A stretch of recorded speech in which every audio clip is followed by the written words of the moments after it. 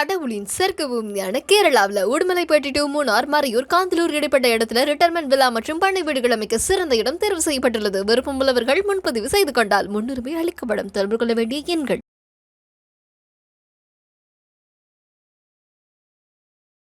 கடைசி விவசாயம் ஒரு சிறந்த படங்கள், சம படம் இல்லையா?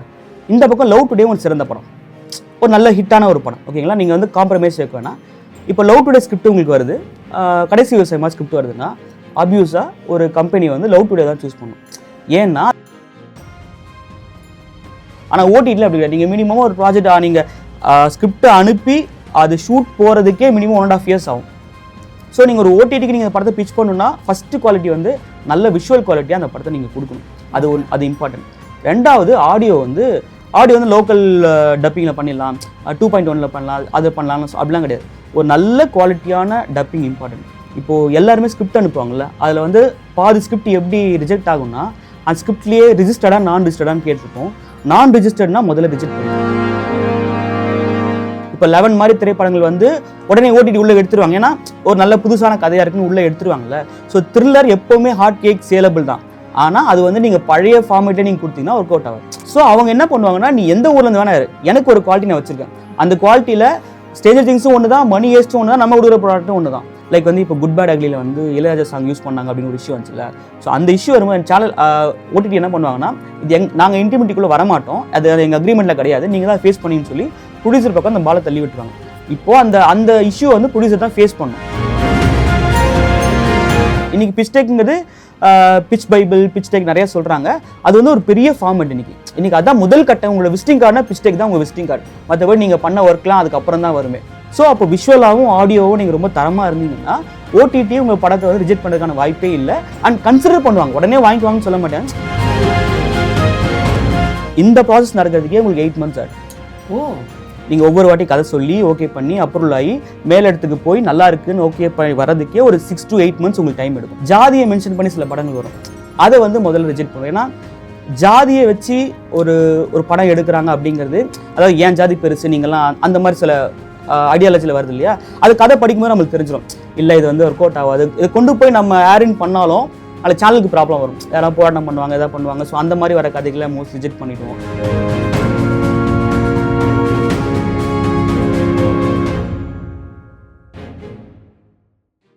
இந்த சேனலுக்கு உங்களது பங்களிப்பை செலுத்த விரும்பினால் சப்போர்ட் பண்ணுங்க. உங்களது சிறு உதவி எங்களுக்கு மிகப்பெரிய ஆதரவாக இருக்கும். நன்றி. ஹாய். இன்னைக்கு நிறைய பேர் வந்து படத்தில் அசிஸ்டண்ட்டாக ஒர்க் பண்ணாமையே, ஏடியை ஒர்க் பண்ணாமையே நானும் படம் பண்ண போகிறேன் அப்படின்னு லோகேஷ் கனகராஜ் மாதிரி நிறைய பேர் கிளம்பி வந்திருக்காங்க. அவங்களுக்கெல்லாம் ஒரு இன்ஸ்பிரேஷனாக, அவங்களெல்லாம் வழிகாட்டுற மாதிரி தான் இந்த இன்டர்வியூ இருக்க போகுது. அதற்கு காரணம் ஓடிடியில் நிறைய பிளாட்ஃபார்மில் ஒர்க் பண்ண மற்றும் இண்டிபெண்டன்ட் ஃபிலிம் மேக்கிங் டைரக்டராக இருக்கக்கூடிய ஆர்வா நம்ம கூட இருக்காங்க. அவங்கக்கிட்ட இந்த ஓடிடி தளங்களில் இருக்கக்கூடிய ஸ்டோரி சூஸிங், அதில் இருக்கக்கூடிய நிறைய சந்தேகங்களை, கேள்விகளை நம்ம ஒன்றுனா முன்வைக்கலாம். வணக்கம் ப்ரோ, எப்படி இருக்கீங்க? நல்லா இருக்கும் ப்ரோ. எப்படி இருக்கீங்க? நல்லா இருக்கும் ப்ரோ. எல்லாருடைய பார்வையும் சினிமா தியேட்டரை தாண்டி ஓடிடி பக்கம் திரும்பி இருக்குது இப்போ இருக்கக்கூடிய 2K கிட்ஸ், இந்த ஜென்சி தலைமுறைக்கு குறிப்பாக. ஆனால் தங்களுக்குள்ளே இருக்கக்கூடிய ஒரு சின்ன ஒரு திறமைகளை கூட நானும் படம் பண்ண போகிறேன், நானும் ஓடிடியில் என்னுடைய திறமை நான் வெளிப்படுத்த போகிறேன் அப்படின்னு ஒவ்வொருத்தரும் புதுசாக சில ஐடியாலஜியோட ட்ரை பண்ணுறாங்க. அப்போ அவங்களுக்கு ஒரு புரிதலுக்காக கேட்குறேன், இப்போ இருக்கக்கூடிய இந்த ஓடிடி பிளாட்ஃபார்மை பொறுத்த வரைக்கும் என்ன மாதிரியான கதைகளை சூஸ் பண்ணுறாங்க, என்ன மாதிரியான கதைகளை ரிஜெக்ட் பண்ணுறாங்க, முதல்ல ஒரு கதை எப்படி சூஸ் பண்ணுறாங்க, அதை பற்றி சொல்லுங்கள். ப்ரோ, அதுக்கு முன்னாடி ஓடிடி பற்றி ஒரு சின்ன ஒரு பிம்பம் இருக்கு இல்லையா? நம்மளும் இன்றைக்கி கதை அமிச்சா உடனே பிச்சின் ஆகிடும், உடனே ஓகே ஆகிடும் அப்படின்னு இருக்காங்க. பட் இப்போ வந்து ஓடிடியில் வந்து ரொம்ப டஃபஸ்ட் ப்ராசஸாக அது ஆகிடுச்சு. ஏன்னா இப்போ ஒரு ஓடிடியில் இன்றைக்கி ஒரு ஸ்கிரிப்ட் பண்ணுறதுக்கு, வெப்சீரிஸ் பண்ணுறதுக்கு படம் பண்ண டைரக்டர்களே லைனில் நிற்கிறாங்க. ஏன்? அதாவது காரணம் அடுத்த ஒரு வாய்ப்பு வேணும் இல்லையா? இப்போ படம் பண்ண சில இப்போ வந்து உதாரணத்துக்கு வந்து ஒரு ஐலி வெப்சீரிஸ் எடுத்துக்கலாம். ஐலி வந்து பெரிய ஹிட்டு. பட் ஐலி பண்ணது வந்து ஒரு படம் பண்ண ஒரு டேரக்டர் தான் ஐலி பண்ணுறாங்க இல்லையா? ஸோ ஓடிடிக்கு இப்போது 10 ஆப்ஷன் வருது, உங்கள்கிட்ட 10 ஆப்ஷன் வருது. 10 ஆப்ஷனில் யார் ஹை குவாலிஃபைடாக இருக்காங்கன்னு ஒரு விஷயம் இருக்குல்ல. இப்போ ஒன்றுமே பண்ணாத ஒரு புதுமுக டேரக்டர் ஒரு ஸ்கிரிப்ட் அனுப்புறதுக்கும் ஒரு படம் பண்ண ஒரு டேரக்டர் ஸ்கிரிப்ட் அனுப்புறதுக்கும் ஒரு வித்தியாசம் இருக்குல்ல. ஸோ ஃபர்ஸ்ட் ப்ரிஃபரன்ஸ் யார் கொடுப்பாங்க அப்படின்னா ஒரு படம் பண்ண ஒரு டேரக்டர் தான் கொடுப்பாங்க.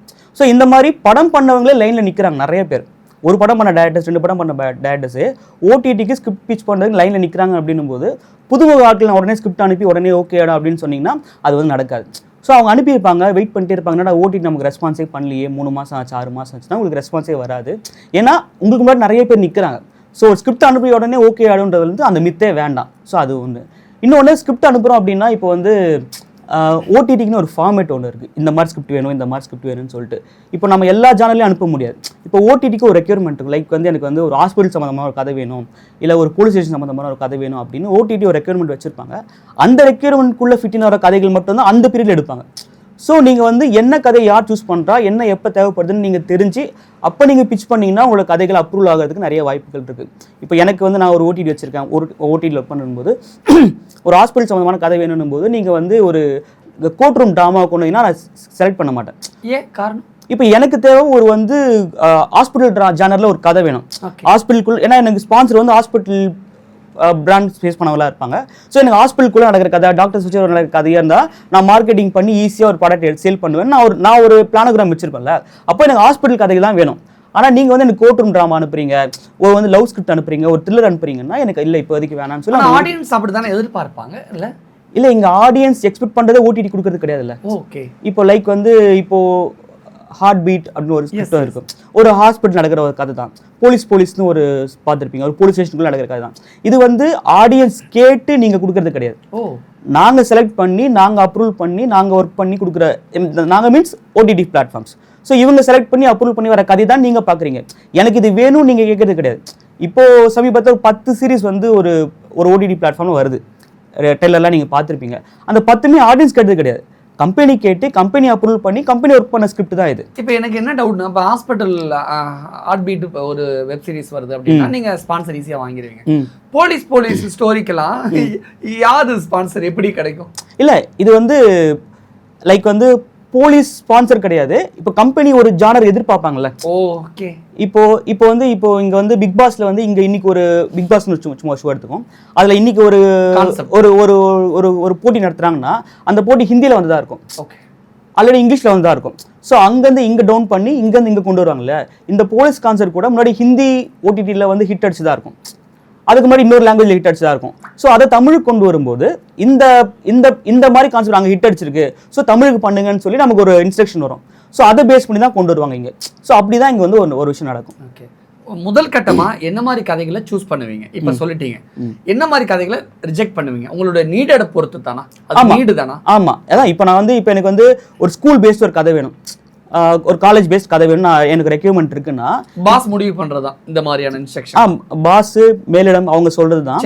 இப்போ வந்து இப்போ உதாரணத்துக்கு வந்து ஒரு நடு சென்டர்னு இப்போ ஒரு சீரிஸ் ஒன்று வந்திருக்கு, கணக்காணும் காலங்கள் ஒரு சீரிஸ் வச்சுலாம். இப்போ எனக்கு ஸ்கூல் பசங்களை வச்சு ஒரு கதை வேணும் அப்படின்னா நீங்க அதுக்கேற்ற மாதிரி தானே ஒர்க் பண்ணணும். நீங்க காலேஜ் கதையை கொண்டு போனீங்க ரிஜெக்ட் ஆகிடும். ஸோ ஸ்கூல் பசங்களுக்குள்ள நீங்க என்னெல்லாம் நீங்க அதுதான் உங்களோட கிரியேட்டிவ் டேலண்ட். ஸ்கூல் பசங்களுக்குள்ள சண்டை வைக்கலாமா, லவ் வைக்கலாமா, அடிதடி வைக்கலாமா, ஆக்ஷன் வைக்கலாமா, என்னெல்லாம் வைக்கலாம் அப்படின்னு சொல்லி நீங்கள் யோசிக்கிறீங்களே, அதுதான் உங்களோட கிரியேட்டிவ் ஃப்ரீடம். கம்பெனி வந்து இந்த ஸ்கூலுக்குள்ள ஒரு கதை கேட்டாங்கன்னா நீங்கள் அதுக்குள்ளே என்னெல்லாம் கொண்டு வரலான்னு தான் உங்களோட கிரியேட்டிவ் டேலண்ட்டுக்குள்ளே நீங்கள் கொண்டு வரணும். ஸோ அப்படி வந்தால் தான் அந்த கதை ஹிட் ஆகும். எப்படி ரிஜெக்ட் ஆகும், எப்படி ஓகே ஆகும்னா, இப்போ ஸ்கூலுக்குள்ளனா ஒரு 7 கேரக்டர் 8 கேரக்டர் 10 கேரக்டர் நீங்கள் ABCன்னு வச்சுங்களேன், அதில் எவ்வளோக்குள்ள கேரக்டர்ஸ் அதிகமாக இருக்கோ அவ்வளோக்குள்ள உங்களுக்கு கதை வந்து பிச்சுனாக நிறைய வாய்ப்பு இருக்குது. ஏன்னா ஒரு பையன் ஒரு பொண்ணு லவ் பண்ணுறாங்க, ஸ்கூலில் படிக்கிறாங்க, அவங்க ஜெயிக்கிறாங்கன்னா அது ஒர்க் அவுட் ஆகாது. அந்த பையன் ஃப்ரெண்டு, அவனோட ஃப்ரெண்டு, அவன் லவ் பண்ணுற பொண்ணுன்னு ஒரு 10 கேரக்டர்ஸ் நீங்கள் பில்ட் பண்ணிக்கணும். அந்த 10 கேரக்டர்ஸ் பில்ட் பண்ணி ஸ்கிரிப்ட் எழுந்தால் தான் உங்களுக்கு ஒர்க் அவுட் ஆகும். ஓகே. ஸோ இப்படி தான் அந்த கதை வந்து உங்களுக்கு டைவர்ட். சினிமாவுக்கு பண்ணுற கதையை நீங்கள் வெப் சீரிஸ்க்கு பண்ண முடியாது. ஓகே. இப்போ நம்ம சினிமாவில் வந்து ஒரு ஸ்டோரியை ஒரு தடவை சொல்கிறோம், ஒரு தயாரிப்பாளர் ப்ரொடியூசரை சொல்கிறோன்னா அந்த ப்ரொடியூசர் சம்மந்தப்பட்ட ஃப்ரெண்ட்ஸ் சர்க்கிள் ஒரு 2-3 பேர்கிட்ட சொல்கிற மாதிரி இருக்கும். ஆனால் ஓடிடி பிளாட்ஃபார்ம் பொறுத்த வரைக்கும் எத்தனை பேர் ஸ்டோரி கேட்பாங்க, எத்தனை பேர் அப்ரூவல் பண்ணணும், எப்போ அந்த ஸ்டோரி ஒன்ஸ் ஓகே ஆகும்? நான் என்னோட பர்சனல் எக்ஸ்பீரியன்ஸ் ஒன்று சொல்கிறேன். நான் சரிகமாக வந்து ஒரு ப்ராஜெக்ட் பண்ணுறதுக்காக பிச்சு நானேன். ஸோ அப்போ வந்து அங்கே கதை சொல்கிறதுக்கு ஒரு 5-6 பேர் இருந்தாங்க. நானும் அதில் போயிருந்தேன். ஸோ அதில் வந்து ஒருத்தரும் ஒரு 2-3 கதை சொன்னோம், நானும் ஒரு 4-5 கதை சொன்னேன்.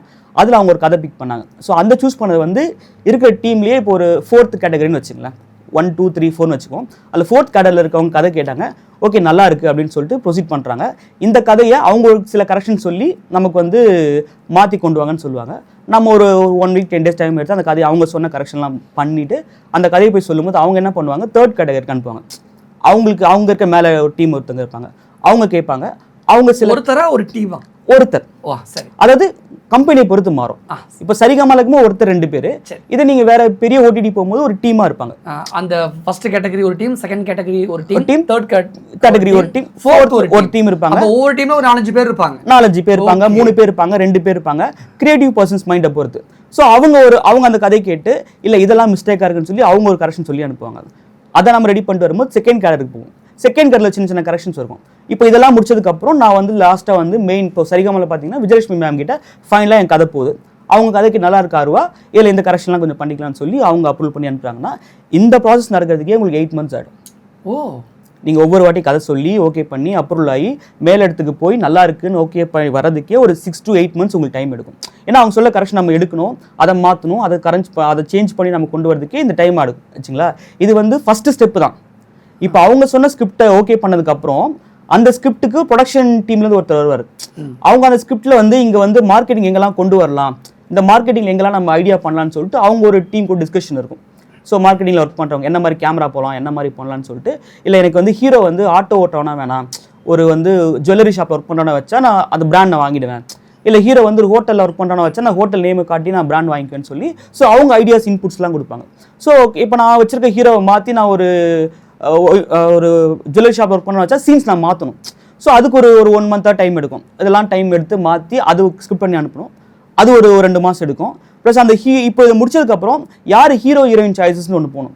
இப்போ அவங்க சேனலில் ஒர்க் பண்ணுற சில பேர் இருப்பாங்க, அவங்கள கூப்பிடலாம், ஹீரோவான்னு கூப்பிடலான்னு நினைப்பாங்க, அப்புறம் இன்ஃப்ளூயன்சஸ் கூப்பிடலான்னு நினைப்பாங்க. ஸோ இந்த மாதிரி ஒரு ஹீரோ சாய்ஸஸ் போகும், ஹீரோயின் சாய்ஸஸ் போகும். ஸோ மினிமம் 1 to 1.5 years ஆகும். நான் சொல்கிறது சரிகமா மாதிரி நான் ஓடிடி கம்பெனியில் நான் ஒர்க் பண்ணும்போது எனக்கு கிடைச்ச எக்ஸ்பீரியன்ஸ். இன்னும் பெரிய பெரிய ஓடிடிலாம் ஒர்க் பண்ணும்போது கிடைச்ச எக்ஸ்பீரியன்ஸ் எப்படி இருக்குன்னு நீங்கள் யோசிச்சு பார்த்து. ஓகே, நீங்கள் சொல்கிறத பார்த்தா ஓடிடியில் படம் பண்ணுறது தான் கஷ்டம், சினிமாவில் ரொம்ப ஈஸி. உண்மைதான். நீங்கள் சினிமாவில் பொறுத்த வரைக்கும் ஒரு ப்ரொடியூசரை போய் மீட் பண்ணுறீங்க, கதை சொல்கிறீங்க, அவருக்கு பிடிச்சிருக்கு பிடிக்கல இதை மாற்றிட்டு வாப்பான்னு சொல்லுவார், மாற்ற போகிறோம் பிடிச்சிருக்கு ஸ்ட்ரெயிட்டாக நீங்கள் ஷூட் போயிடலாம். ஆனால் ஓடிடியில் அப்படி கிடையாது. நீங்கள் மினிமமாக ஒரு ப்ராஜெக்ட் நீங்கள் ஸ்கிரிப்டை அனுப்பி அது ஷூட் போகிறதுக்கே மினிமம் 1.5 years ஆகும். மினிமம் 1.5 years ஆகும். அவ்வளோ நாள் வெயிட் பண்ணணும், வெயிட் பண்ணுறாங்க. ஆமாம், வெயிட் பண்ணுறாங்க. உங்களுக்கு அது பேர் லைஃப் லாங் உங்களுக்கு இருக்க போகுது, உங்களுக்கு அவ்வளோ கிடைக்கிற பட்ஜெட்டு எபிசோட்ஸ் இவ்வளோ விஷயங்கள் இருக்குல்ல, அது வெயிட் பண்ணிட்டு தானே இருக்காங்க. நீங்கள் நீங்கள் ஒரு ஓடிடியில் ஒரு இவ்வளோ ப்ராசஸ் நீங்கள் கடந்து பண்ணிட்டீங்கன்னா நாளைக்கு படம் பண்ண உங்களுக்கு இன்னொரு வாய்ப்பாக இருக்குல்ல, ஓடிடியில் ஒரு படம் பண்ணிட்டான், ஒரு சீரிஸ் பண்ணிட்டான்ப்பா, அவன் நம்பி கொடுக்கலான்னு ஒரு விஷயம் இருக்குல்ல. ஸோ அதுக்காக வெயிட் பண்ணுவாங்க. ஓடிடியில் புதுசாக ஒருத்தவங்க படம் பண்ண வராங்க அப்படின்னா அவங்க என்ன மாதிரியான விஷயங்களை ஃபாலோ பண்ணணும், என்ன மாதிரியான விஷயங்கள்லாம் அவங்க அந்த இதெல்லாம் கரெக்டாக இந்த ரூட்டில் வந்தால் நமக்கு ஓகே ஆயிரும் அப்படின்னு இல்லை ப்ரோ. அதாவது இப்போது ஒரு ஓடிடி நீங்கள் அப்ரோச் பண்ணிட்டீங்கன்னா நீங்கள் ஒன்றுமே பண்ணாமல் ஒரு ஓடிடி அப்ரோச்சே பண்ண முடியாது. லைக் நீங்கள் வந்து ஒரு ஷார்ட் ஃபிலிம் பண்ணியிருக்கணும், இல்லை யூடியூப்ல ஏதாவது சீரியஸ் மாதிரி பண்ணியிருக்கணும். ஸோ உங்களோட ப்ராஜெக்ட் வந்து அங்கே ஓடிடி இருக்கவங்க ரீச் பண்ணி ஏதோ ஒரு வகையில் நீங்கள் இன்டர்கனெக்டாக இருக்கலாம். அப்படி இருந்தால் தான் அந்த ஸ்கிரிப்ட் வந்து உங்களுக்கு அப்ரூவல் ஆகாமே தவிர நீங்கள் டேரெக்டாக எடுத்துகிட்டு போய் நான் உங்களுக்கு ஓடிடி கொடுக்குறேன்னு உங்களுக்கு அப்ரோச் பண்ணவே முடியாது. உங்களுக்கு மெயில் ஐடி கிடைக்காது, எந்த பர்சனை கனெக்ட் பண்ணணும்னு தெரியாது, எதுவுமே உங்களுக்கு அந்த கேட் எல்லாமே க்ளோஸ்ட் கேட்டாக தான் இருக்கும். ஸோ ஓடிடிக்குள்ளே இருக்கவங்க உங்களை பார்த்து இவன் நல்லா பண்ணியிருக்கானே அப்படின்னு உங்களை பிக் பண்ணுற அளவுக்கு நீங்கள் ஏதாவது ஒரு ப்ராஜெக்ட்டில் இருக்கணும். இப்போ நான் ஒரு ஓடிடியில் போய் ஒர்க் பண்ணுறேன்னா நான் ஒரு சரிகமாக ஒர்க் பண்ணியிருக்கேன், நான் வந்து ஷார்ட் ஃபிலிம் பண்ணியிருக்கேன், வெப் சீரிஸ் பண்ணியிருக்கேன் போது என்ன பார்க்குறாங்க, ஓகே சரி கூப்பிடலாம் அவங்ககிட்ட கேட்கலாம் அப்படின்னு சொல்லி கூப்பிட வாய்ப்புகள் இருக்குது. ஸோ இப்படி தான் அந்த லிங்க் செயின் வந்து ஓகே ஆகும். எடுத்த உடனே நான் ஓடிடிக்கு போய் கதை கொடுக்குறேன்னா அது வந்து அது பாசிபிளே கிடையாது. ஓகே, இப்போ ஒரு ஓடிடியில் வந்து ஒரு படம் பண்ண போகிறாங்கன்னா நிறைய விதிமுறைகள்லாம் ஃபாலோ பண்ணுறாங்க அப்படின்னு சொல்கிறாங்க. என்னென்ன விதிமுறைகளை அவங்க ஃபாலோ பண்ணுறாங்க, என்ன மாதிரியான விதிமுறைகள்லாம் இருக்குது அப்படின்னு படம் பண்ணுறவங்க தெரிஞ்சுக்கணும். அதாவது ஓடிடி பொறுத்த வரைக்கும் இப்போ படம் பண்ணி முடிச்சதுக்கப்புறம் ஒரு 4-5 ப்ராசஸ் இருக்குது. இப்போது ஏவிஓடின்னு ஒன்று இருக்குது, அதாவது அட்வர்டைஸ்மெண்ட் வீடியோ ஆன் டிமாண்ட் ஒன்று இருக்குது. அதுக்கப்புறம் எஸ்விஓடின்னு ஒன்று இருக்குது, ஸ்ட்ரீமிங் வீடியோ ஆன் டிமாண்ட் ஒன்று இருக்குது. அதுக்கப்புறம் டிரான்சாக்ஷனல் வீடியோ ஆன் டிமாண்ட் ஒன்று இருக்குது. ஸோ இந்த மாதிரி எல்லாம் படம் பண்ணி முடிச்சதுக்கப்புறம் இந்த கேட்டகரியிலலாம் உங்களுக்கு வந்து படத்தை சேல் பண்ணிக்கலாம். ஆனால் படம் பண்ணும்போதே நீங்கள் ஓடிடி அப்ரோச் பண்ணுறீங்க அப்படின்னா அதுக்கு சில க்ரைட்டீரியாலாம் இருக்குது. இப்போ நீங்கள் ஒரு படம் எடுக்கிறீங்க, இந்த படத்தை வந்து இந்த ஓடிடியில் நீங்கள் சேல் பண்ண போகிறீங்க அப்படின்னா அந்த ஓடிடிக்குன்னு ஒரு வீடியோ ஃபார்மேட் ஒன்று இருக்கும். இந்த கேமரா ஷூட் பண்ணணும், இந்த கேமரா ஷூட் பண்ணக்கூடாது அப்படின்னு சில இருக்கும் இல்லையா. ஸோ அந்த கேமரா, அந்த குவாலிட்டி, அந்த லென்ஸில் நீங்கள் அந்த வீடியோவை நீங்கள் ப்ரெசென்ட் பண்ணுற மாதிரி இருக்கும். ஸோ அது வந்து ஃபஸ்ட்டு க்ரைட்டீரியா அதுதான். இப்போது நிறைய சின்ன பட்ஜெட் படங்கள் எடுத்துகிட்டு ஏன் ஓடிடி வாங்க மாட்டேங்கிறாங்கன்னா அவங்க ஆட் பண்ணும்போது அந்த வீடியோ குவாலிட்டி வந்து பஃபர் ஆகும், இல்லை வந்து கிளிச்சஸ் வரும், கிரெயின்ஸ் வரும். ஏன்னா லோ கேமராவில் பண்ணும்போது உங்களுக்கு நீங்கள் லோ பட்ஜெட்டில் பண்ணியிருப்பீங்க, அதை ஓடிடிக்குள்ளேயே உங்களால் ஸ்ட்ரீமிங் பண்ணவே முடியாது. ஸோ நீங்கள் ஒரு ஓடிடிக்கு நீங்கள் படத்தை பிச் பண்ணணும்னா ஃபஸ்ட்டு குவாலிட்டி வந்து நல்ல விஷுவல் குவாலிட்டியாக அந்த படத்தை நீங்கள் கொடுக்கணும். அது இம்பார்ட்டன்ட். ரெண்டாவது ஆடியோ வந்து ஆடியோ வந்து லோக்கல் டப்பிங்கில் பண்ணிடலாம், 2.1 பண்ணலாம், அது பண்ணலாம் அப்படிலாம் கிடையாது. ஒரு நல்ல குவாலிட்டியான டப்பிங் இம்பார்ட்டன்ட். அது வந்து நீங்கள் 5.1 பண்ணணும், 7.1 மிக்சிங். ஸோ இந்த மாதிரி ஒரு ஓடிடிக்கும் ஒரு ஆடியோ குவாலிட்டி இருக்கும். அந்த ஆடியோ குவாலிட்டி உங்கள் ப்ராஜெக்ட் மீட் பண்ணாலே உங்கள் ப்ராஜெக்ட் ரிஜெக்ட் ஆகிடும்.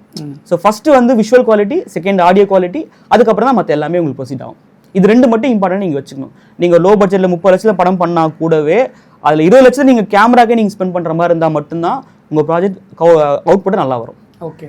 ஆனால் ஓடிடியை பொறுத்த வரைக்கும் சின்ன படங்கள் பெரிய படங்கள் எல்லாமே வருது. ஆனால் சின்ன படங்களாக இருக்கட்டும் பெரிய படங்களாக இருக்கட்டும் ஓடிடியில் வர்றதுக்கு லேட் ஆகுது அப்படிங்கிற ஒரு விஷயம் சொல்லப்படுது. அது என்ன காரணம்? இல்லை, ஓடிடி எங்களுக்கு ஸ்ட்ரீமிங்க்குன்னு ஒரு டைமிங் இருக்குல்ல. இப்போ நெட்ஃப்ளிக்ஸ் பார்த்தீங்கன்னா இந்த இயருக்கான 12 படத்தை அவங்க அனௌன்ஸ் பண்ணிட்டாங்க, ஜனவரிலேயே அனௌன்ஸ் பண்ணிட்டாங்க. ஸோ இப்போ நீங்கள் இன்னொரு படம் கொடுக்குறீங்க, நீங்கள் அடுத்த இயரில் தான் வரும். ஸோ ஒவ்வொரு படத்துக்கும் ஒரு ஸ்ட்ரீமிங் டைம் இருக்கும். இப்போ நம்ம தமிழில் மட்டும் 12 படம் பார்க்குறோம், இன்னும் ஹிந்தி இருக்குது, தெலுங்கு இருக்குது, மலையாளம் இருக்குது, குஜராத் இருக்குது. ஸோ இவ்வளோ லாங்குவேஜில் பார்த்தீங்கன்னா கிட்டத்தட்ட அவங்களுக்கே ஒரு 100 படத்துக்கிட்ட வந்துடும். இந்த 100 படத்தை அவங்க ஸ்ட்ரீமிங் பண்ண டைம் வேணும், ப்ளஸ் ஆடியன்ஸ் உள்ளே வந்து பார்க்கணும், அதுக்கான அட்வர்டைஸ்மெண்ட்ஸ் உள்ளே வரணும், அதுக்கான ஷேர் வேல்யூ இருக்குது, இவ்வளோவும் இருக்குல்ல. ஸோ அதனால் நீங்கள் எடுத்த உடனே ஒரு படத்தை வந்து ஓடிடி வாங்கிடுவாங்கன்னு நினைக்கவே முடியாது. அவங்களுக்கு நிறைய கமிட்மெண்ட் இருக்கும், நிறையா ப்ராசஸ் இருக்கும். அதுக்குள்ளே தான் உங்கள் படம் உங்களுக்கு அது ஒரு படம் தான். ஓடிடி இருந்த பொறுத்த வரைக்கும் அது வந்து 100ல் ஒரு படம். ஸோ அவங்க ஃபிக்ஸ் பண்ண டேட்டில் தான் உங்களுக்கு வந்து அது வந்து டெலிகாஸ்ட் ஆகும். ஓகே. நீங்கள் அந்த கதையை சூஸ் பண்ணக்கூடிய டீமில் ஒன் ஆஃப் த டேரக்டராக ஒர்க் பண்ணியிருக்கீங்க. பொதுவாக ஒரு கதை வந்து உங்களுடைய டீம் டிஸ்கஷனுக்குள்ளே வருது அப்படின்னா என்ன மாதிரியான இன்சிடென்ட்ஸ் எல்லாம் நடக்கும், என்ன மாதிரி அந்த டிஸ்கஷன் எப்படி இருக்கும், ஏதாவது ஒரு இன்சிடென்ட்டை இப்போ ஸ்கிரிப்ட் அனுப்புகிறாங்க வச்சுங்களேன். இப்போ ஒரு 100 ஸ்கிரிப்ட் வருதுன்னு வச்சுங்களேன். அதில் ஒரு முக்கியமான விஷயம், இப்போது எல்லாருமே ஸ்கிரிப்ட் அனுப்புவாங்கள்ல, அதில் வந்து பாதி ஸ்கிரிப்ட் எப்படி ரிஜெக்ட் ஆகும்னா அந்த ஸ்கிரிப்ட்லேயே ரிஜிஸ்டர்டாக நான் ரிஜிஸ்டர்டான்னு கேட்டிருப்போம். நான் ரிஜிஸ்டர்ட்னா முதல்ல ரிஜெக்ட் பண்ணிவிடுவாங்க. காரணம் ஏன்னா இப்போ உங்களோட ஒரு நான் ரிஜிஸ்டர் ஸ்கிரிப்ட் உள்ளே வருது, அதில் ஏதாவது சீன்ஸ் வெளியே போயிடுச்சு, படித்தவங்க ஏதாவது சொல்லிட்டாங்கன்னா நாளைக்கு போய் நீங்கள் என்ன சொல்லுவீங்க, இந்த ஓடிடி காமிச்சோம் இவங்க பார்த்து திருட்டாங்கன்னு நீங்கள் சொல்லுவீங்க இல்லையா. பட் இதே ரிஜிஸ்டர் ஸ்கிரிப்டாக இருந்ததுன்னா யாருக்குமே எந்த பிரச்சனையும் இல்லை. நான் அவங்களுக்கு அமிச்ச டேட் இருக்குது, இவங்க படிச்சிருக்காங்க. இப்போ நாங்கள் படிக்கும்போது ஒரு அக்னாலஜ்மெண்ட் கொடுப்பேன் படிக்கணும்னு சொல்லிட்டு. ஸோ இவங்க படித்தா இவங்க மூலமாக போயிருக்கு, நீங்கள் ட்ராக் பண்ண ஒரு வழி இருக்கும். ஸோ நான் ரிஜிஸ்டர் ஸ்கிரிப்ட் வந்து நீங்கள் அனுப்பக்கூடாதுங்கிறது ஒரு பேசிக்காக எல்லா ஓடிடியும் ஃபாலோ பண்ண விதிமுறை. ஏன்னா லீகல் அதுதான். ஓகே. ஸோ அது வந்து அடிப்படையே ஒரு விதி. நீங்கள் அந்த விதியை ஃபாலோ பண்ணாமல் நீங்கள் எப்படி ஸ்கிரிப்ட் அனுப்புவீங்க? என்கிட்ட கதைக்கு நீங்கள் அனுப்பிச்சிட்டோம், அது கிடையாது. அடிப்படையாக உங்களுக்கு ஒரு தகுதி வேணும்ல. லைக் வந்து இப்போ உங்களால் வந்து ஒரு சங்கத்தில் போய் மெம்பராக ஒரு ஸ்கிரிப்ட் ரிஜிஸ்டர் பண்ண முடியாது. ஆனால் நீங்கள் SWA, ஸ்வான் மாதிரியான அமைப்புகளை நீங்கள் ஒரு 3000-4000 கட்டினா கூட ஒரு படத்தை ஒரு ஸ்கிரிப்டை ரிஜிஸ்டர் பண்ணிடலாம். அந்த அடிப்படை குவாலிட்டியோட அனுப்புங்க, அப்போ தான் உங்களை உள்ளே கேட்டகரி வரும். இது ஒரு 100 ஸ்கிரிப்ட் ஒரு 50 ஸ்கிரிப்ட் வச்சுட்டு வைங்களேன். மிச்சம் 50 ஸ்கிரிப்ட் எப்படி வரும்னா, இப்போ நான் உங்களுக்கு 2 கதை சொல்கிறேன். ஒரு பையன் ஒரு பொண்ணு லவ் பண்ணுறான், அந்த பொண்ணு லவ்க்கு அக்செப்ட் பண்ணிடுறா, அவங்க அப்பாட்ட போய் சொல்கிறா, அப்பா ஓகே பண்ணிடுறாரு, கல்யாணம் ஆகுது, குழந்தை பிறந்தது, ஹாப்பியாக வராங்க. இது ஒரு கதை. இந்த கதை கேட்கும்போது எப்படி இருக்கு? ஒன்றுமே இல்லையா? இப்போ இன்னொரு கதை சொல்ல பாருங்க. ஒரு பையன் ஒரு பொண்ணை லவ் பண்ணுறான், அவர்கிட்ட போய் ப்ரொபோஸ் பண்ணுறான், அந்த பொண்ணு லவ் அக்செப்ட் பண்ணுறா, அவன் பூ கொடுக்கும்போது அந்த பொண்ணை வயிற்றில் கத்தியால் குத்திடுறான், அவன் கீழே விழுந்துடுறான். ஒரு ஷாக் வருதா? ஏன் குத்துனான்னு சொல்லி அந்த பையன் ஹாஸ்பிட்டல் கேட்குறான், அந்த பொண்ணு கேட்குறாங்க, இவன் போன ஜென்மத்தில் எனக்கு கத்தியால் குத்துனா, அதான் நான் இந்த ஜென்மத்தில் அவனை கத்தியால் குத்துனா அந்த பொண்ணு சொல்கிறான். ஏன் இது அது எப்படி போன ஜென்மத்தில் எனக்கு தெரியும்னு ஒரு கேள்வி வருது இல்லை? அந்த பொண்ணு வந்து ஆஃபீஸ் சம்மந்தமாக படிக்கிறா. ஸோ இப்படி வந்து ஒரு ஸ்கிரிப்டை வந்து நீங்கள் என்ன ஏன்டா கேள்வி கேட்கும்போது தான் அந்த ஸ்கிரிப்ட் இன்ட்ரெஸ்டிங் ஆகுது. இது படிக்கும்போது ஆப்வியஸாக உங்களுக்கு தெரிஞ்சிடும்ல. ஒரு 4 பக்கம் படித்தாலே இந்த ஸ்கிரிப்ட் ஒர்த் இல்லையா, மொக்கையா இருக்கான்னு உங்களுக்கு தெரிஞ்சிடும்.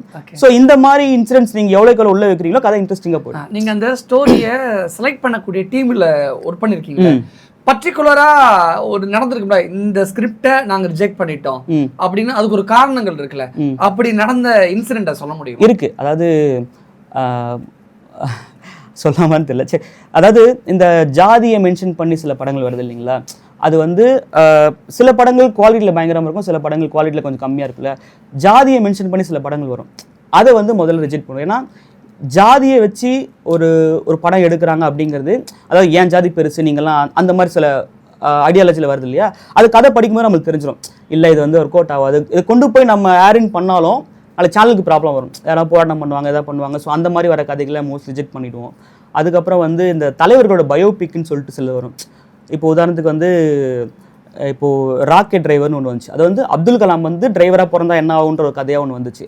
இப்போ அது ஓகே. பட் இதே கலைஞர் அவர்களையோ ஜெயலலிதா அவர்களையோ இவங்க வந்து மறுபடியும் பிறந்து இந்த மாதிரி பண்ணுறாங்கன்ற மாதிரி கதைகள், அது வந்து ரைட்டரோட க்ரியேட்டிவிட்டி தான். ஆனால் அதை கொண்டு வர நம்ம எடுக்கும்போது நிறைய சட்ட சிக்கல்களை நம்ம சந்திக்க வேண்டியிருக்கும். ஸோ அந்த மாதிரி வந்து கம்பெனிக்கு வந்து நம்ம இந்த மாதிரி பிரச்சனைகளை நம்ம மாட்டி விட்டுறக்கூடாது. ஸோ அந்த மாதிரி கதைகளை வந்து அப்ரூவல் பண்ண மாட்டாங்க.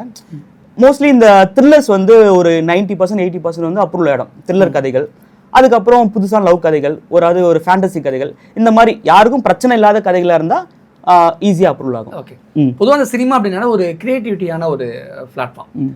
நீங்கள் ஒரு நல்ல ஒரு கிரியேட்டிவிட்டியாக இருப்பீங்க, நான் வேற மாதிரி யோசிப்பேன், நீங்கள் வேற மாதிரி யோசிப்பீங்க, கேமராமேன் வேற மாதிரி யோசிப்பாங்க. அப்படி இருக்கும் பொழுது ஒவ்வொருத்தரும் ஒவ்வொரு விதமாக ஒவ்வொரு ஜேர்னரில் வேற விதமாக யோசிப்போம். எல்லாருமே கிரியேட்டிவான பர்சன் தான். ஆனால் ஒரு ஸ்டோரியை ரீட் அவுட் பண்ணும் பொழுது இந்த கதை சூப்பர், இந்த கதை ஒர்க் அவுட் ஆகாது அப்படிங்கிற முடிவுக்கு எப்போ வருவீங்க, ஏன் வருவீங்க? இல்லை, இப்போ வந்து ஒரு கதை படிக்கிறோம் இல்லையா, எல்லாருக்குமே ஒரு கிரியேட்டிவிட்டி இருக்குது. ஓகே, இப்போ தான் வந்து கடைசி விவசாயம் ஒரு சிறந்த படங்கள், சம படம் இல்லையா? இந்த பக்கம் லவ் டுடே ஒரு சிறந்த படம், ஒரு நல்ல ஹிட்டான ஒரு படம். ஓகேங்களா, நீங்கள் வந்து காம்ப்ரமைஸ் வைக்க வேணாம். இப்போ லவ் டுடே ஸ்கிரிப்ட் உங்களுக்கு வருது, கடைசி விவசாயமாக ஸ்கிரிப்ட் வருதுன்னா ஆப்வியஸாக ஒரு கம்பெனி வந்து லவ் டுடே தான் சூஸ் பண்ணும். ஏன்னா அதுக்குள்ளே கமர்ஷியல் வேல்யூ இருக்குது, இது ஆடியன்ஸ் வந்து ரிப்பீட் பண்ணி பார்ப்பாங்க, இந்த படம் வந்து சேல் ஆகிடும், லவ் இருக்குது, காமெடி இருக்குது, கமர்ஷியல் இருக்குன்னு. ஆனால் கடைசி விவசாயம் மாதிரி ஒரு படத்துக்கு பெரிய அட்டென்ஷன் கிடைக்காது. நீங்கள் பார்த்து ரிவ்யூ எழுதி நல்ல படம்னு சொல்லி மக்கள்கிட்ட கொண்டு போய் சேர்க்கணும் இல்லையா? ஸோ இந்த வெகுஜன ரசனை அடிப்படையில் தான் ஒரு கதையை வந்து தீர்மானிப்பாங்க. அந்த வெகுஜன ரசனை அடிப்படை அப்படிங்கிறது இந்த கதைக்குள்ளே எந்த அளவுக்கு கமர்ஷியல் வேல்யூ இருக்குது, எந்த அளவுக்கு ஒரு ஆடியன்ஸ் அட்ராக்ட் பண்ணோம், முதல் 10 நிமிஷத்துக்குள்ள அந்த கதைக்குள்ள ஏதாவது ஒரு பஞ்ச் வேல்யூ வருதா, ஒரு ஷாக் வேல்யூ இருக்கா, அடுத்த 20 மினிட்ஸ் இந்த கதையோட போக்கு மாறுதா. ஸோ இது எல்லாமே ஒரு கைட்லைன்ஸாக இருக்கும். ஸோ இந்த இன்டர்வல் வரைக்கும் இன்டர்வல் பேங்க்ல ஒரு பேங்க் கொடுத்தா தான் அவன் அடுத்தது போய் பார்ப்பான் அப்படின்னும் போது, ஸோ இதெல்லாமே நம்ம க்ரைட்டீரியா நீங்கள் எடுத்துக்கணும். ஒரு ஸ்கிரிப்ட் எழுதும் போதே ஓகே நான் 10 நிமிஷத்தில் உனக்கு ஷாக் வேல்யூ கொடுக்குறேன்பான்னு சொல்லிட்டு ஒரு ஸ்கிரிப்ட் எழுதி இந்த மாதிரி வர ஸ்கிரிப்ட் வந்து ஈஸியாக அப்ரூவல் ஆகிடும். ஓகே, ஒரு நாளைக்கு தோராயமாக எத்தனை ஸ்டோரிஸ் வந்து ஓடிடிக்கு வரும்? அதாவது ப்ரோ எடுத்தோடனே எல்லாருமே, அதாவது சில பேர் எங்கேயும் மெயில் ஐடி பிடிச்சி அனுப்புவாங்க, அதில் வந்து ஒரு 4 வரும் 5 வரும்.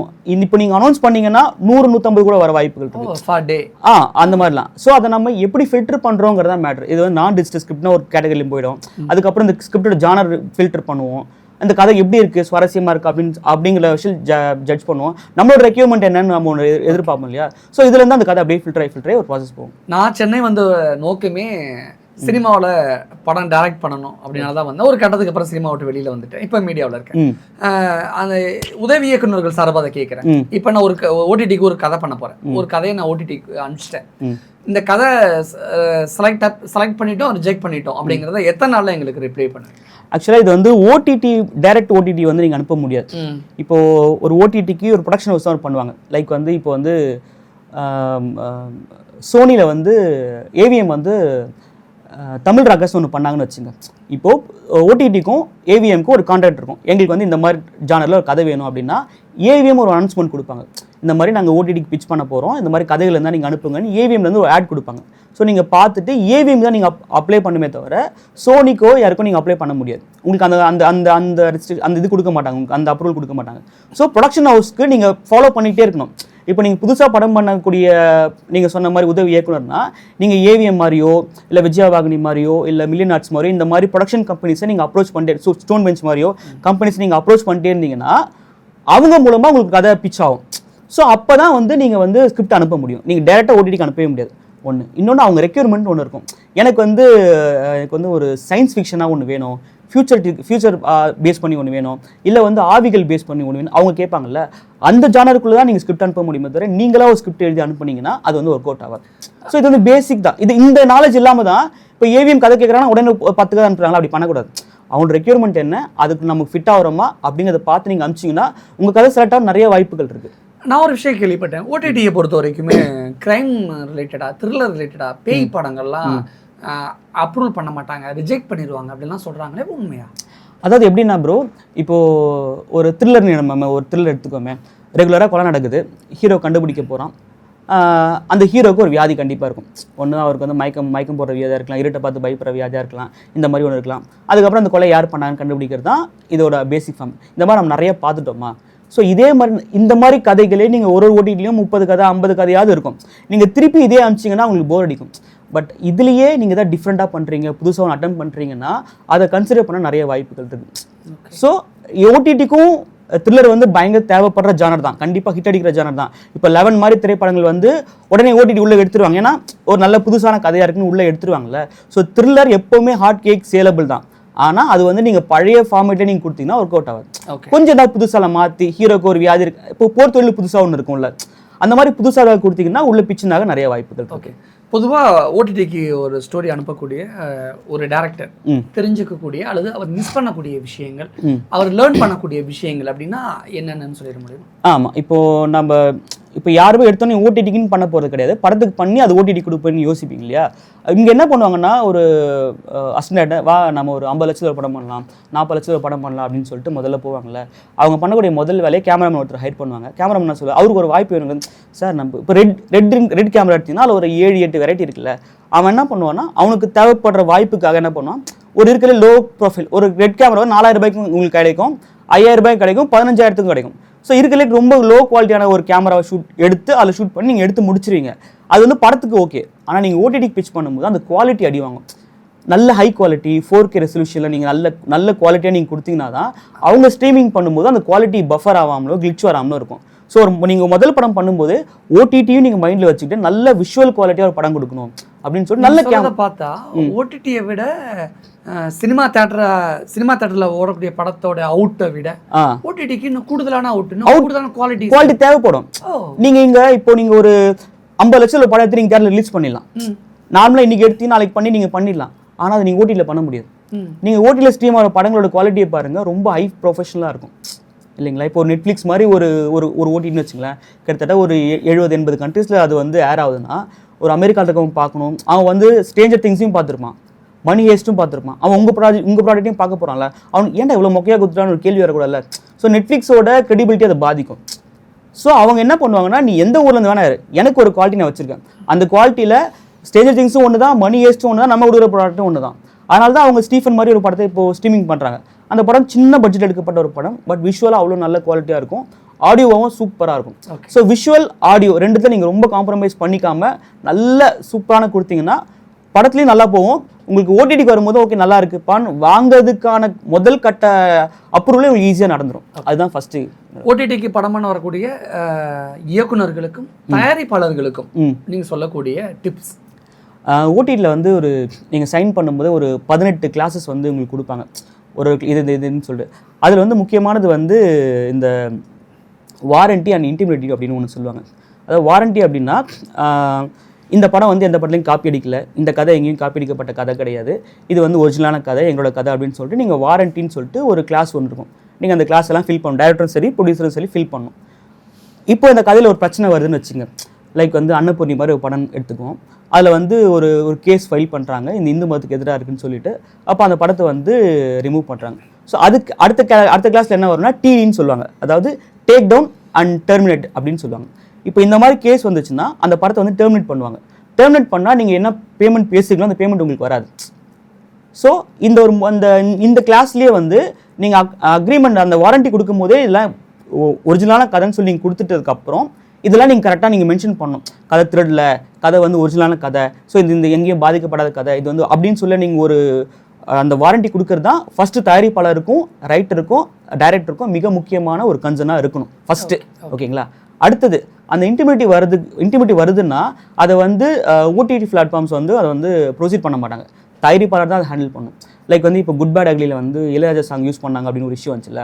ஸோ அந்த இஷ்யூ வரும்போது சேனல் ஓடிடி என்ன பண்ணுவாங்கன்னா, இது நாங்கள் இன்டிமிட்டிக்குள்ளே வரமாட்டோம், அது எங்கள் அக்ரிமெண்ட்டில் கிடையாது, நீங்கள் தான் ஃபேஸ் பண்ணின்னு சொல்லி ப்ரொடியூசர் பக்கம் அந்த பாலை தள்ளி விட்டுருவாங்க. இப்போது அந்த இஷ்யூ வந்து ப்ரொடியூசர் தான் ஃபேஸ் பண்ணும். ஸோ அதுக்கு பணம் கொடுக்குறாங்களோ இல்லை வந்து அதை வந்து சால்வ் பண்ணுறாங்களோ இல்லை வந்து அதை என்ன பண்ணுறாங்களோ அது எல்லாமே ப்ரொடியூசர் சம்மந்தப்பட்டது, ஓடிடி உள்ளேயே வரமாட்டாங்க. ஸோ அப்போ நீங்கள் வந்து இந்த 3 விஷயங்களை ரொம்ப தெளிவாக இருக்கணும். இந்த கதை எங்கேயாவது இருந்திருக்கா, இல்லை டைட்டில் இருந்திருக்கா, பாட்டு இருந்திருக்கா, போஸ்டர்ஸ் இருந்திருக்கா, ஸோ இதெல்லாம் எங்கேயுமே இல்லைங்கிற அடிப்படை தெளிவுங்களுக்கு இருந்தால் போதும். பழைய காலத்து மாதிரி அவன் கதையை காப்பி அடிச்சிட்டா இவன் கதையை காப்பி அடிச்சுன்னு சொல்லி வரக்கூடிய விஷயங்கள் கிடையாது. ஏன்னா நீ காப்பிரைட் ஆக்ட் வந்து அவ்வளோ ஸ்ட்ராங்காக இருக்குது. இது வந்து ஃபஸ்ட்டு இம்பார்ட்டன்ட் திங்காக நீங்கள் வச்சுக்கணும். அதுக்கப்புறமேல்ட்டு வந்து ஓடிடியில் வந்து கிரியேட்டிவ் கம்பெனிஸ் அப்படின்னு சொல்லி ஒன்று சொல்லுவாங்க. லைக் வந்து அவங்க வந்து அது ஒரு கிளாஸ் போட்டிருப்பாங்க. அது என்னவாக இருக்குன்னா, இப்போ வந்து ஒரு ஸ்கிரிப்டில் வந்து ஒரு படத்தில் வந்து அவங்க ரன் டைம் குறைக்கலாம், அவங்க எடிட் பண்ணலாம், அவங்க சேஞ்ச் பண்ணலாம், இந்த மாதிரி ஒரு 4-5 கிளாஸ் அது சப் கிளாஸ் இருக்கும். ஸோ இந்த கிளாஸ் அவங்க மென்ஷன் அதை வந்து அவங்க இப்படி மென்ஷன் பண்ண மாட்டாங்க, கிரியேட்டிவ் கம்பெனிஸ் அப்படின்னு சொல்லி போடுவாங்க. அதை ஒரு டேரக்டர் பார்த்து நீங்கள் அப்ரூவ் பண்ணி சைன் போடுறீங்க இல்லையா, அப்போ நீங்கள் ஒரு இம்பார்ட்டன்ட் ஒரு சீன் வச்சிருப்பீங்களா, அது வேணான்னா ஓடிடி கட் பண்ண ரைட்ஸ் நீங்கள் அவங்களுக்கு கொடுக்குறீங்கன்னு அர்த்தம். இல்லை அது வேணாம், அந்த கிளாஸ் வேணான்னா நீங்கள் நெகோஷியேட் பண்ணி அவங்ககிட்ட பேசணும். ஸோ இந்த கிளாஸை மட்டும் ஒரு டேரக்டர் பார்த்துட்டாருன்னா அவர் உயிராக நினச்ச ஒரு சீனை வந்து தூக்க ஓடிடிக்கு நிறைய வாய்ப்பு இருக்குது, இங்கே வந்து அதுக்கான சான்சஸ் இல்லை. ஸோ இந்த 2 விஷயங்கள் நீங்கள் பார்த்துட்டாலே ஓரளவுக்கு நீங்கள் சஸ்டெயின் ஆடுவீங்க. ஓடிடியில் பிட்ச்டெக் அப்படின்னு சொல்கிறாங்க, அப்படின்னா என்ன? ஆக்சுவலாக பிட்ச்டெக் என்ன சார், இப்போ வந்து எந்த கம்பெனியுமே எடுத்தோன்னே ஒரு கதையை கேட்க மாட்டாங்க, ஒரு பவுன்ஸ் ஸ்கிரிப்டை படிக்க மாட்டாங்க. பிட்ச்டெக் அப்படிங்கிறது நான் உங்களுக்கு சில சாம்பிள்ஸ் அனுப்புகிறேன், நீங்கள் டிஸ்பிளேல காட்டுங்க. பிட்ச்டெக் அப்படிங்கிறது ஒரு பிபிடி ப்ரெசன்டேஷன் மாதிரி ஒரு 20 கார்ட்ஸ் இருக்கும். அதில் வந்து ஃபஸ்ட்டு எடுத்த உடனே வந்து லாக் லைன் அப்படின்னு இருக்கும். லாக் லைன்னா இப்போ வந்து லவ் டுடே எடுத்துக்கோமே, ஒரு பையனும் பொண்ணும் அந்தரங்கமான விஷயமா இருக்க ஃபோனை எக்ஸ்சேஞ்ச் பண்ணிட்டா என்ன ஆகும், அப்படிதான் அது அந்த 2 லைன் தான் லாக் லைன். ஓகேங்களா? அடுத்து சினாப்சிஸ்னு ஒன்று வரும். சினாப்சிஸில் என்ன இருக்குன்னா, இதை எப்படி மாற்றிக்கிறாங்க, ஏன் மாற்றிக்கிறாங்க, என்ன பண்ணுறாங்கன்னா ஒரு கார்டு ஒரு 10 லைனில் இருக்கிறது சினாப்சிஸாக இருக்கும். அதுக்கப்புறம் ட்ரீட்மெண்ட், ஃபஸ்ட்டு 1/4 மணி நேரத்தில் நடக்க போகுது, அடுத்த 1/4 மணி நேரம் நடக்க போகுதுன்னு சொல்லிட்டு ஒரு 5-6 கார்டு ஒன்று வரும். அது வந்து அது வந்து அந்த ஸ்கிரிப்டோட சினாப்சிஸாக இருக்கும். அதுக்கப்புறமேட்டு வந்து ஹீரோ கேரக்டரோட ஆர்க் ஒன்று இருக்கும். ஹீரோ யார், எப்படிப்பட்டவன், அவன் ஏன் எப்படி இருக்கான். அதுக்கப்புறம் ஹீரோயின் யார், எப்படிப்பட்டவன், என்ன இருக்கா. அதுக்கப்புறம் இந்த ஸ்கிரிப்டோட மூட் என்ன, விஷுவலாக என்ன கொடுக்க, எந்த மாதிரி கதையாக வரப்போகுது, இது வந்து டிராகன் மாதிரி இருக்குமா, இல்லை வந்து முதல்வன் மாதிரி இருக்குமா, அலைப்பாய்தம் மாதிரி இருக்குமா, அந்த கார்ட்ஸ் காட்டும், ஃபோட்டோஸ் மாதிரி வச்சு காட்டும். அது வந்து மூட் போர்டுன்னு சொல்லுவாங்க. அதுக்கப்புறம் டெக்னீஷியன்ஸ், எந்த மாதிரி கேமராமேன் நம்ம ஹையர் பண்ண போகிறோம் அப்படின்னு சொல்லிட்டு காட்டணும். லொக்கேஷன் ஏதாவது இருந்தால் ட்ரெயின் சீக்வன்ஸ் இருக்குது, பஸ் சீக்வன்ஸ் இருக்குன்னா அந்த லொக்கேஷன்ஸ் காட்டணும். So mood board, location board, artist board இதெல்லாம் மென்ஷன் பண்ணிவிட்டு, இதில் வேறு யூனிக்காக உங்களுக்கு என்ன, இதில் புதுசு எதுவுமே நீங்கள் இது முன்னாடி பார்த்துருக்க மாட்டீங்க அப்படிங்கிற ஒரு மேட்டர் யூஎஸ்பின்னு சொல்லிட்டு ஒரு மேட்டர் உள்ளே வச்சிங்கன்னா அது வந்து ரொம்ப அட்ராக்டிவாக இருக்கும். ஸோ முதல்ல இந்த மாதிரி இந்த பிபிடியாக டிசைன் பண்ணி ஒன்று அனுப்புறதுக்கு பேர் தான் பிட்ச்டெக். இதுதான் இன்றைக்கி 100% ஃபீல் நடக்கிற ஒரு விஷயமா இருக்குது. அது நீங்கள் நார்மல் ப்ரொடியூசர் அப்ரோச் பண்ணாலும் சரி, ஒரு ஹீரோ அப்ரோச் பண்ணாலும் சரி, ஒரு ஹீரோயின் அப்ரோச் பண்ணாலும் சரி, முதல்ல பிட்ச்டெக் அனுப்புங்கன்னு கேட்பாங்க. அந்த பிட்ச்டெக்கில் இவ்வளோ டீட்டெயில் நீங்கள் கொடுக்கணும். நல்லா இருக்குங்க பிட்ச்டெக் வாங்கன்னு சொன்னால் தான் அடுத்து நீங்கள் சினாப்சிஸ் அனுப்பணும். சினாப்சிஸ் ஒரு 10 பேஜ் ஒரு 8 பவுன்ஸ் ஸ்கிரிப்டே கேட்பாங்க. ஸோ இந்த லெவல்லாம் தாண்டினா தான் நீங்கள் வந்து பவுன்ஸ் ஸ்கிரிப்டுக்குள்ளேயே உள்ளே வருவாங்க. அதுக்கப்புறம் தான் கதை நரேஷனே நடக்கும். நீங்கள் எடுத்தோடனே ஒரு ப்ரொடியூசரை போய் மீட் பண்ணி கதை நரேட் பண்ணலாம்னா நடக்காது, அந்த காலம் முடிஞ்சு போச்சு. எடுத்தோடனே ஃபைலை திரும்பி கொண்டு போய் ப்ரொடியூசரை கொடுக்குறதுனால நடக்காது. ஸோ நீங்கள் இது எல்லாமே நீங்கள் கற்றுக்கிட்டு வந்தால் தான் நீங்கள் நடக்கும். இன்றைக்கி ஏன் நிறைய டேலண்ட்டாக இருப்பாங்க, லைக் நிறைய பெரிய பெரிய டேரக்டர்ஸில் ஒர்க் பண்ண அசிஸ்டன்ட் டேரக்டர்கள் ஏன் படம் பண்ண முடியலன்னா அவங்க இந்த டெக்னாலஜிக்கு அப்டேட் ஆகலை. ஸோ நீங்கள் வந்து நார்மல் கதை இருந்தால் மட்டும் தெரியாது, உங்களுக்கு பவர் பாயிண்ட் ப்ரெசன்டேஷன் பண்ண தெரிஞ்சிருக்கணும், ஃபோட்டோஷாப் பண்ண தெரிஞ்சிருக்கணும், இந்த டிசைன் பண்ண தெரிஞ்சிருக்கணும். அப்படி இல்லாட்டி இதை பண்ணுற ஒருத்தர்கிட்ட போய் உட்காந்து ஐடியா சொல்லி இப்படி ரெடி பண்ணுங்கிற விஷயமாவது உங்களுக்கு தெரிஞ்சிருக்கணும். ஸோ இல்லைன்னா இப்போ பிட்ச்டெக் பண்ண யாராவது ஒருத்தர்கிட்ட உங்களுக்கு சாம்பிள் காட்டுங்க நான் பார்த்துக்கிறேன்னு சொல்லி வாங்கி அந்த மாதிரி நீங்கள் ஒர்க் பண்ணி அனுப்பிச்சாதான் உங்களுக்கு வந்து அது பிச்சுனே ஆகும். ஸோ இவ்வளோ ப்ராசஸ் தான் பிட்ச்டெக். இன்றைக்கி பிட்ச்டெக்ங்கிறது பிட்ச் பைபிள், பிட்ச்டெக் நிறையா சொல்கிறாங்க. அது வந்து ஒரு பெரிய ஃபார்மேட்.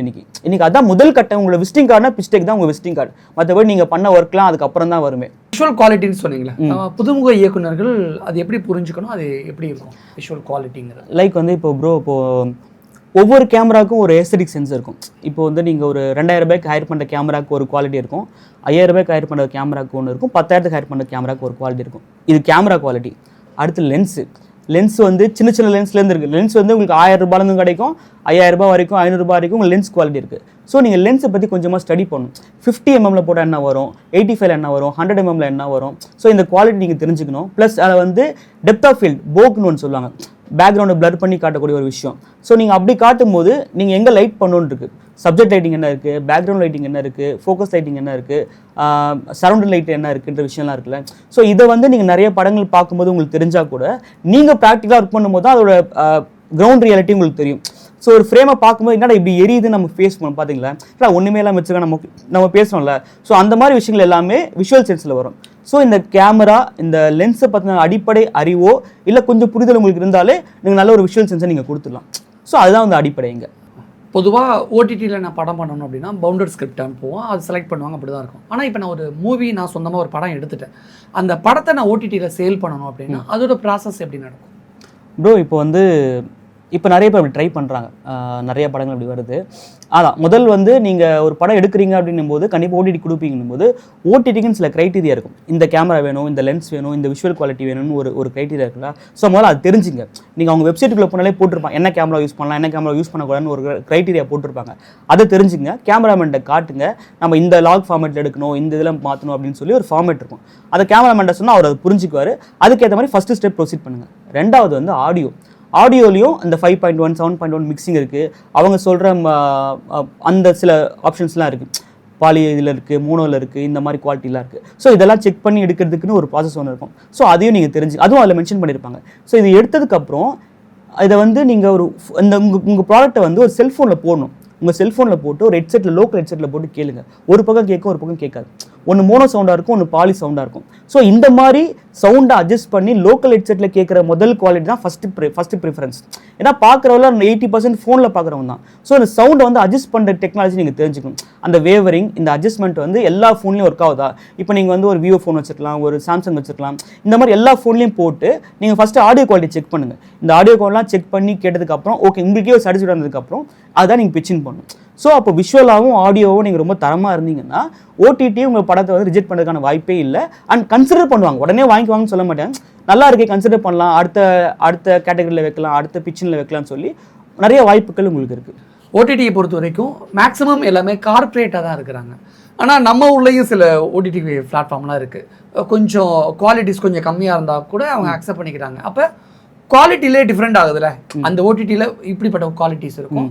நம்ம ஊரில் இருக்கக்கூடிய சின்ன சின்ன ஓடிடி பிளாட்ஃபார்மில் கொஞ்சம் குவாலிட்டி கம்மியாக இருந்தாலும் ஸ்கிரிப்ட் நல்லாயிருக்கும் அப்படின்னு சொல்லுவாங்க. அப்போ ரெண்டுக்குமான வித்தியாசம் எப்படி புரிஞ்சுக்கணும்? இல்லை ப்ரோ, இப்போ வந்து பெரிய கார்ப்பரேட் ஓடிடிஸ்லாம் நீங்களால் அப்ரோச் பண்ணவே முடியாத ரொம்ப ஹை லெவல் ப்ரொஃபஷனலாக இருப்பாங்க இல்லையா, அதுக்குன்னு சில குவாலிட்டி வந்து இவ்வளோ வச்சுருப்பாங்க. ஸோ அவங்க வந்து உங்களை கைட் பண்ணி கொண்டு வருவாங்க. இப்படி தான் பண்ணணும், இப்படி தான் பண்ணணும், இப்படி தான் பண்ணணும்னு கைட் பண்ணி கொண்டு வருவாங்க. ஸோ அதனால உங்கள் குவாலிட்டி வந்து காம்ப்ரமைஸே ஆகாது. அது வந்து கார்ப்பரேட் ஸ்டைல். இங்கே லோக்கலில் சில ஓடிடிஸ் நமக்கு தெரியும். அதில் ஏன் சில குவாலிட்டி காம்ப்ரமைஸ் வருதுன்னா, அவங்க வந்து ஒரு ப்ரொடக்ஷன் கிட்ட கொடுத்துருவாங்க. லைக் வந்து இப்போ யூடியூப்பில் சில சீரிஸ்லாம் பண்ணிட்டு இருப்பாங்க, சில கம்பெனிஸ் பண்ணிட்டு இருப்பாங்க.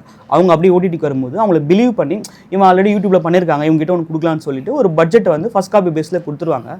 அவங்களும் யூடியூப்பில் பண்ணதை விட கொஞ்சம் அட்வான்ஸாக நல்ல கேமரா பண்ணுவாங்க. ஆனால் இந்த கார்ப்பரேட் கைடன்ஸோடு வரும்போது இருக்க குவாலிட்டி அதில் கிடைக்காது உங்களுக்கு. ஏன்னா இவங்க அதுக்காக ஒர்க் பண்ணியிருக்க மாட்டாங்க. இவங்க பண்ணது ஒரு சின்ன ஒர்க்காக தான் இருக்கும். ஸோ அவங்களுக்கு வந்து இன்னும் ப்ரொஃபஷனலிசமாக ஒர்க் பண்ண மாட்டாங்க.